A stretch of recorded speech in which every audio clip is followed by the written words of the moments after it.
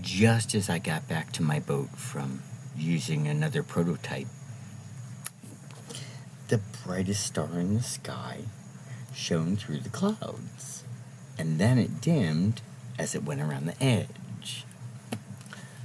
That's a very big problem, because light from far away is opaque when a 3D cloud comes over it. It would immediately go blank. The fact that it dims proves it's within our own atmosphere, and if you think that they're there for our safety, it carries microwaves. It's a communication satellite, and a high dose causes thermal heating, cancer, and breaks DNA. So, how many more is Elon Musk going to add? That's the question. He's very proud about his 10,000th one for his very small company. Doesn't anybody find it odd that he has a majority of the communication satellites up in orbit and owns SpaceX? Anyway, I've done a little interior decorating. Here's my kitchen. And, of course, Rakeem's awesome spray paint. Piece of art. I think maybe I might ask him if he'd be interested in illustrating my book for me, which was originally called The Hoax of 69, but that's not very marketable. Free Energy for We, It's Time to Believe, is much more marketable. Here is my desk area that I don't sit at often enough. Here's my bedroom.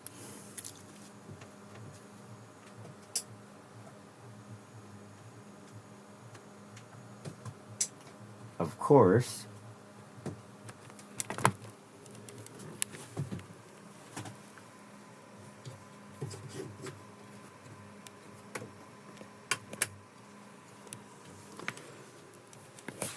you know the other part. Yay! Anyway,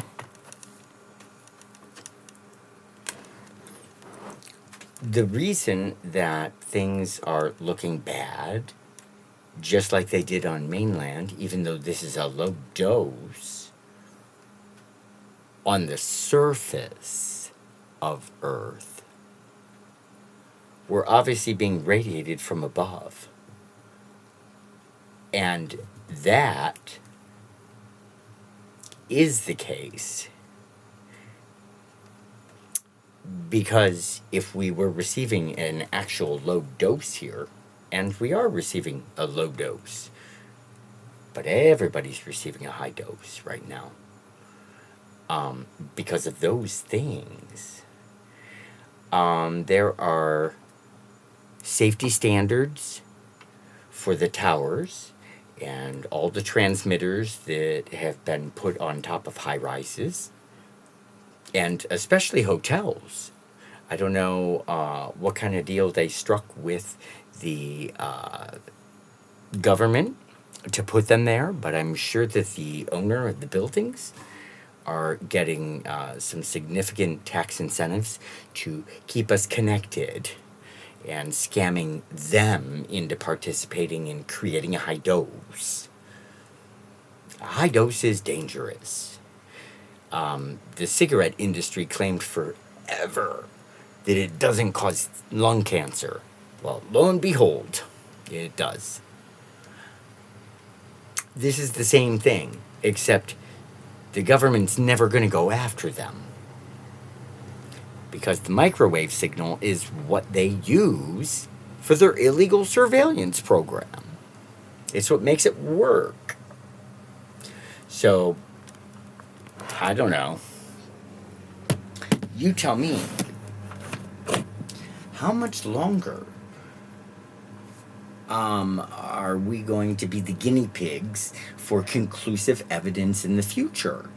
Because that's what it is. You see, there's not conclusive evidence now because not enough people have gotten sick yet. I don't want to see that happen. You not accepting science that says it's dangerous at a high dose, you're fooling yourself. This is a very serious problem.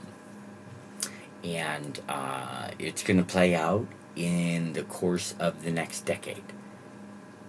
And then, I guess, we'll have our conclusive evidence, but everybody will be sick.